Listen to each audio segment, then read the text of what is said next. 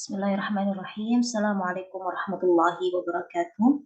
Alhamdulillah, assalatu wassalamu ala rasulillah, amma ba'd. Alhamdulillah, jadi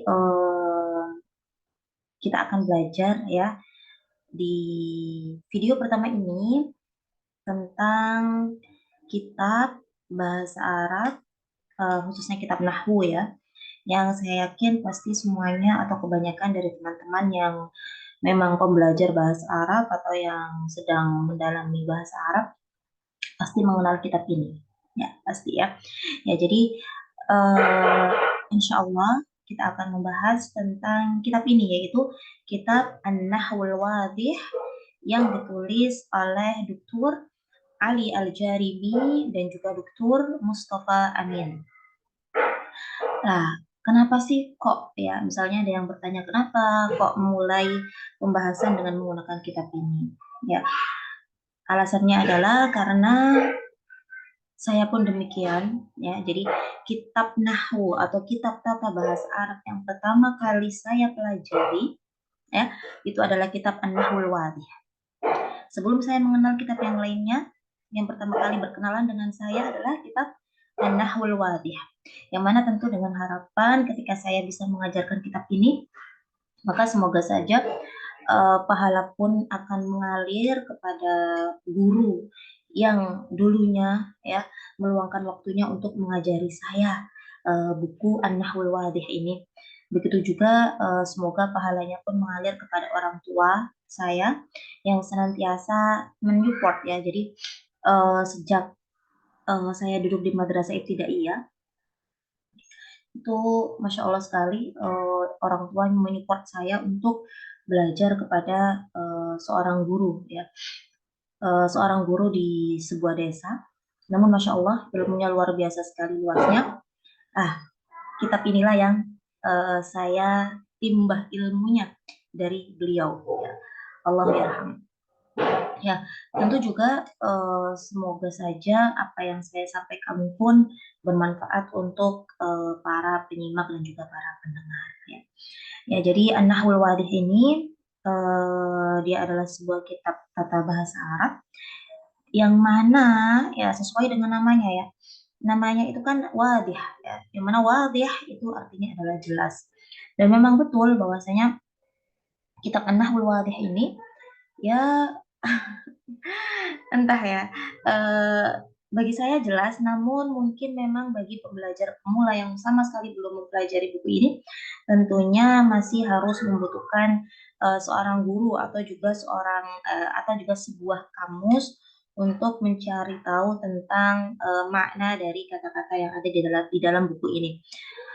Padahal sebetulnya ya, jadi kedua mualif atau kedua penulis dari buku ini itu sudah sangat berusaha semaksimal mungkin ya untuk memilah-milih kata yang mana kata-kata yang beliau pilih ya kemudian beliau tuliskan di dalam buku ini itu adalah kata-kata yang sangat cocok sekali untuk pemula ya. Kenapa? Karena memang buku ini ya seperti yang kita lihat di sini judulnya ya, Lil Marhala Al-Ibtidaiyah. Jadi buku ini memang didesain untuk para siswa dan siswi yang masih duduk di sekolah dasar ya, sehingga kedua mualif sangat berupaya bagaimana kata-kata itu bisa sesuai dengan kehidupan para siswa dan siswi tersebut. Jadi sebetulnya untuk bahasanya ya masih tergolong mudah gitu ya, jauh dari bahasa-bahasa syair dan lain sebagainya ya. Jadi bahasanya masih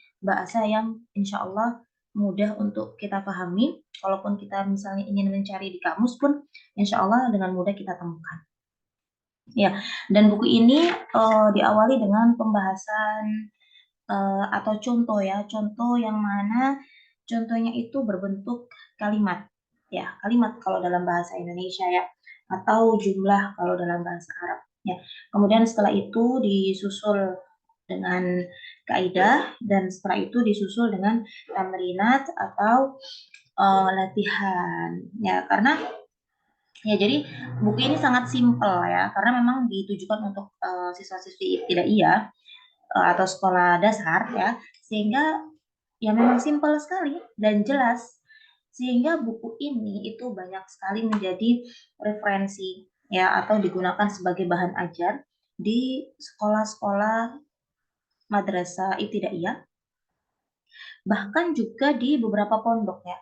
Nah, pondok itu pondok SMP SMA itu masih menggunakan buku An-Nahwul Wadih ini ya, seperti yang saya rasakan ketika saya mondok dulu juga pun saya kembali mengulang lagi buku atau kitab An-Nahwul Wadih ini di pondok saya. Nah, ala kulli hal ya, eh, insya Allah ya buku ini sangat banyak sekali manfaatnya, khususnya bagi pemula ya. Kalau sudah lanjut ya tentu tidak cukup ya, karena kalau sudah pembelajar lanjutan maka buku yang dipelajari pun tentu lebih lebih lebih apa ya, ya lebih lebih pembahasannya lebih daripada ini. Jadi sehingga An-Nahwul ini ya cocoknya adalah untuk pemula. Cocok juga untuk para pembelajar lanjutan yang ingin memurojaah kembali apa yang sudah dia pelajari sebelumnya. Nah, itu juga bagus ya. Baik ya, insya Allah kita mulai sekarang bab pertama ya dari buku yang pertama ini ya, karena bukunya ada 3 jilid. Semoga Allah berikan istiqomah untuk belajar bersama ya, dan harapan saya semoga bisa dirasakan manfaatnya oleh para penyimak dan juga para pembelajar, dan pahalanya mengalir kepada guru dan juga orang tua kami. Ya tentu pahala pun bisa diraup ya, insya Allah, oleh para pendengar dan juga para penyimak ya, insya Allah. Ya baik, kita mulai dengan bacaan Bismillahirrahmanirrahim ya, menyebut nama Allah agar semakin berkah ya. Kita mulai dari bab pertama ya, mulai dari bab pertama ya, ini ya. Jadi bab pertama yaitu membahas tentang al-jumlatu al-mufidatu. Al-jumlatu al-mufidatu. Apa itu al-jumlah? Ya. Al-jumlah itu artinya adalah kalimat, al-mufidatu adalah yang bisa difahami atau yang bermanfaat. Al-jumlah al-mufidah yaitu kalimat yang bisa difahami atau kalimat yang bermanfaat dengan manfaat yang sempurna ya. Sehingga baik, nanti akan kita jelaskan. Namun sebelum kita belajar tentang bab pertama ini, maka ada baiknya kita belajar terlebih dahulu tentang sesuatu yang menurut saya ya lebih penting ya untuk dipelajari sebelum kita belajar jumlah ya. Karena sebagaimana kita ketahui bahwasanya ini sudah saya bahas di video sebelumnya ya, bahwasanya bahasa itu di mana-mana, semua bahasa itu kan dia terdiri dari, yang pertama adalah terdiri dari huruf ya. Jadi di sini saya akan bacakan al-harfu. Al-harfu itu artinya adalah huruf. Itu bentuk mufradnya ya.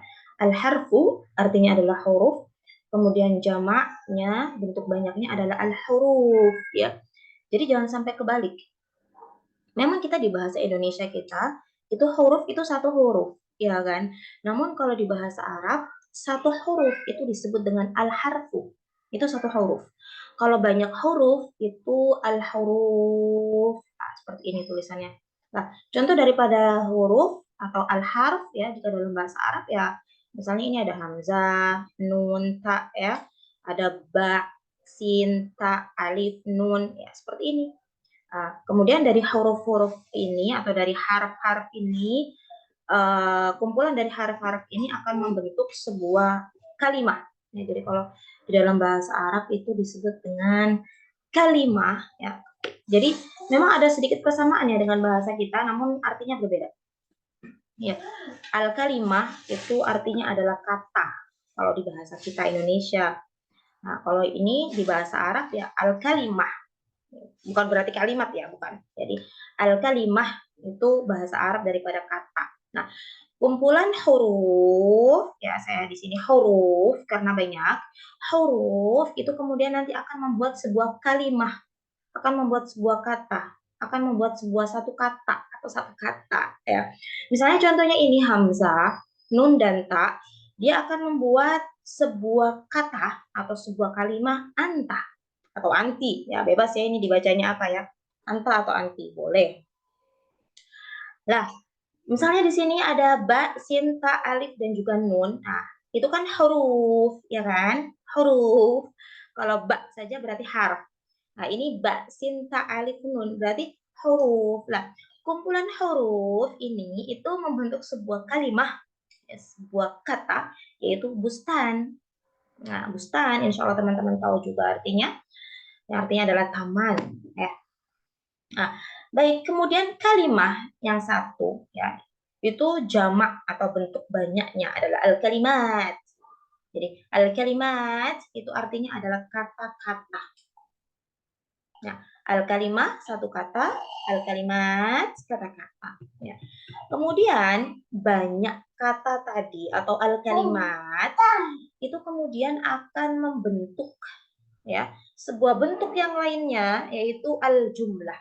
Inilah yang nanti akan kita pelajari ya. Al-jumlah. Apa? Al-jumlah yang artinya adalah kalimat. Di bahasa kita kalimat. Ya nggak ada yang salah juga, betul. Karena memang al-jumlah itu ya terdiri dari kalimat, ya kan? Nah, gitu. Al-jumlah yang artinya adalah kalimat. Yang mana al-jumlah itu terdiri dari beberapa kalimat. Begitu. Contohnya terdiri dari beberapa kata ya, tapi beberapa kalimat dalam bahasa. Ya, al-jumlah contohnya di sini adalah al-bustanu jamilun, taman itu indah. Al-bustanu jamilun, taman itu indah. Nah, ini disebut dengan jumlah.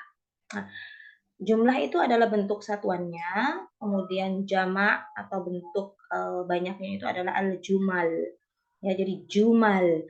Al-jumal itu adalah jumlah-jumlah.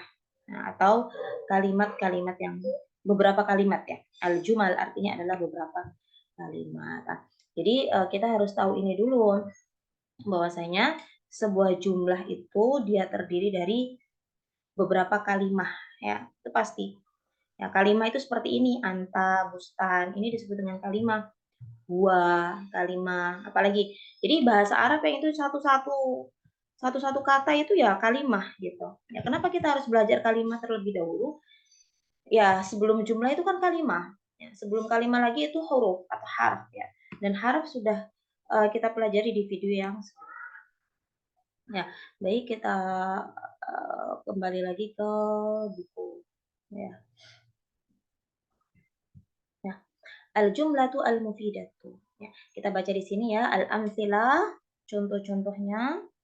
Yang pertama, al-awwal, al-bustanu jamilun. Al-bustanu, kebun itu, jamilun, indah. Itnan, dua, asyamsu tali'atun. Matahari itu, tali'atun, muncul atau terbit bisa ya. Salasa, syamma aliyun wardatan. Syamma mencium, aliyun ali, wardatan bunga mawar. Ali mencium bunga mawar ya. Jadi syamma itu mencium tapi bukan jadi mencium bau ya. Syamma itu mencium bau, bukan digunakan untuk mencium-mencium. Maaf, misalnya ada seorang anak kemudian ingin mencium ibunya misalnya gitu ya. Di pipi ibunya, lah itu bukan syamma ya, karena syamma ini digunakan untuk mencium bebauan ya. Makanya di sini syamma aliyun wardatan, Ali mencium bunga mawar ya. Syamma telah mencium siapa? Si Ali apa? Wardatan, bunga mawar. Arba, qatafa Muhammadun zaharatan. Qatafa artinya adalah memetik, Muhammadun Muhammad, zaharatan bunga ya. Kalau warda ini bunga mawar. Kalau zahra ini bunga secara umum. Ya. Khamsah, ya'ishu samaku fil ma'i, ya'ishu hidup, as-samaku ikan, fi di al-ma'i ayat. Jadi hidup ya, hidup siapa atau apa? As-samaku ikan di mana? Di air. Sittah, yakthuru an-nakhilu fi Misra. Yakthuru banyak, an-nakhilu pohon kurma, fi di Misra Mesir, negara Mesir ya. Ya, jadi sengaja ya, karena kedua mu'alif ini, kedua penulis buku ini kan Masya Allah beliau kan berasal dari Mesir ya, ulama Mesir ya. Namun Masya Allah, meskipun beliau dari Mesir, tapi buku yang beliau tulis ini ya, bisa sampai ke negara-negara yang lainnya, kan sampai ke negara kita Indonesia. Ya Masya Allah ya, amal jariah beliau berdua. Ya, yaktu banyak, an-nakhilu pohon kurma di mana? Di Mesir. Sekarang apa sih itu jumlah mufidah? Ya kan? Nah, coba kita baca dulu ya al-bahath ya. Saya baca al-bahath ini tidak saya artikan satu-satu. Ya. Idza ta'ammalna tarkib al-awwal wajadnahu yatarakkabu min kalimataini.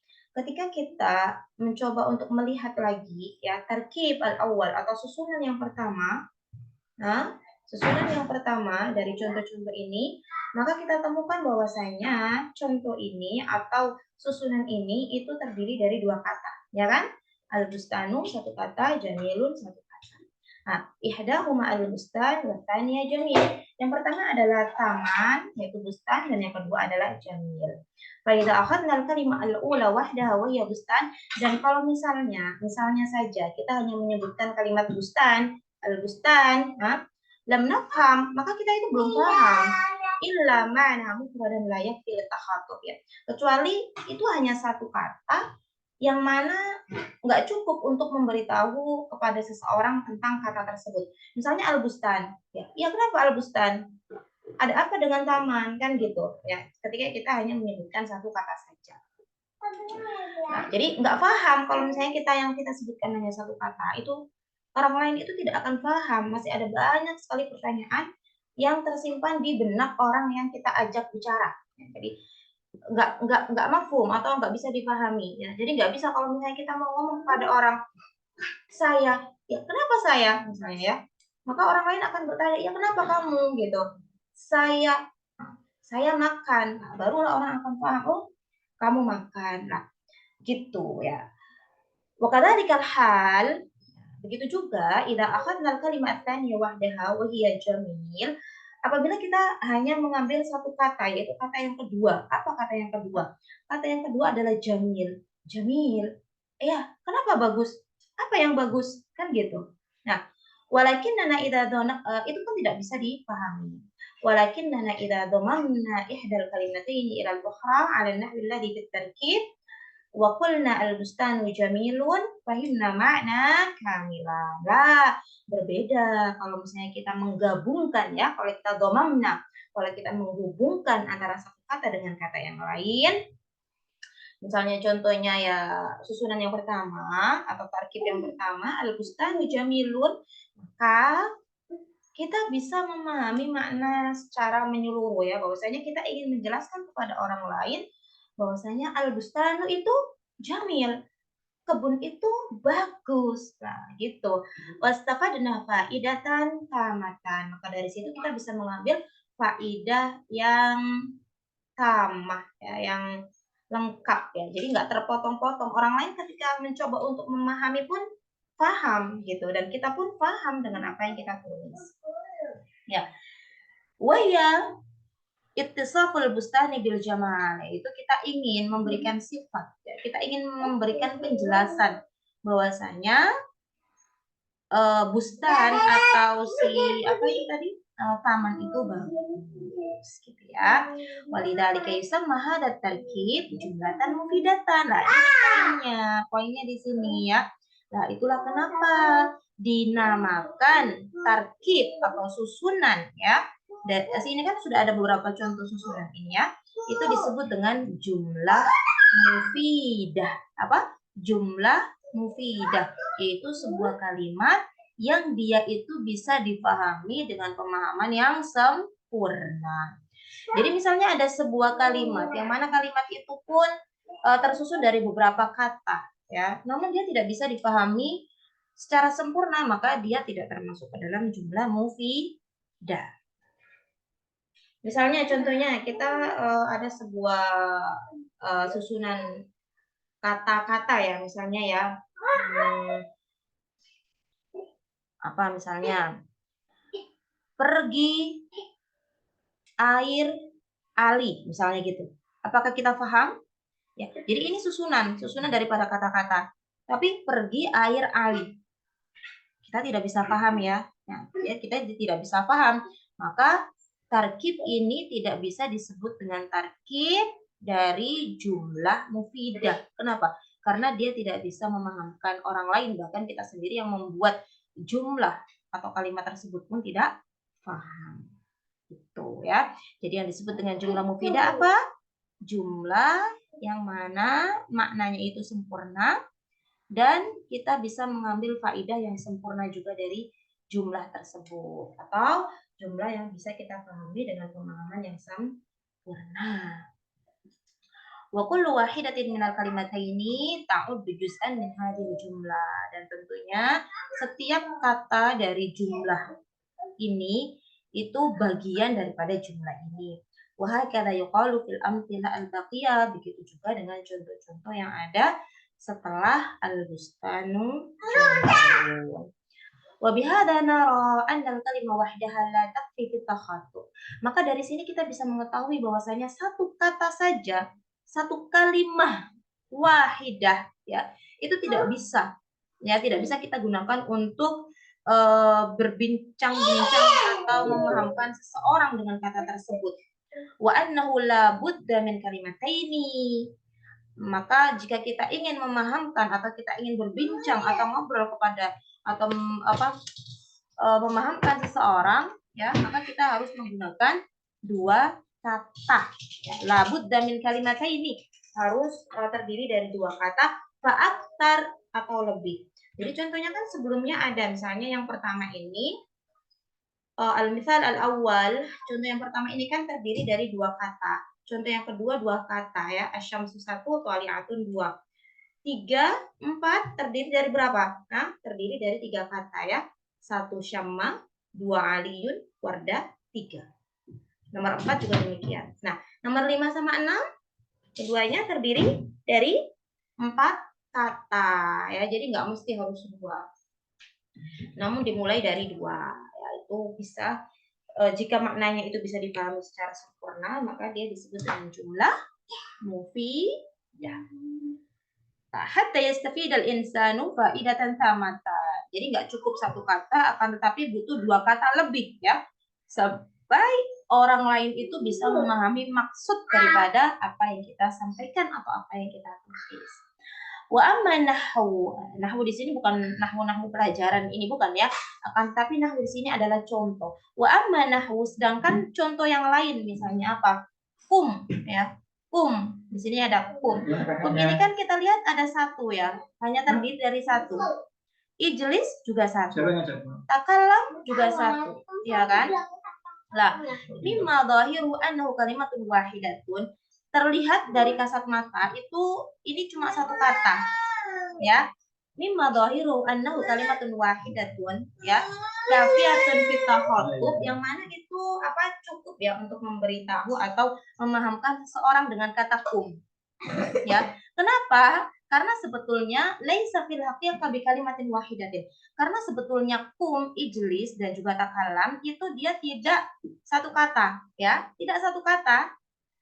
Jadi ada kata yang tersimpan yang mana tidak bisa dilihat oleh mata kita, tidak bisa juga dilihat oleh alat pembesar ya, tidak bisa. Nah, jadi itu sebenarnya bukan satu kata. Wa innama huwa jumlah murakkabah min kalimataini. Akan tetapi itu adalah sebuah jumlah yang mana dia tersusun dari dua kata. Mana kata yang lainnya ya.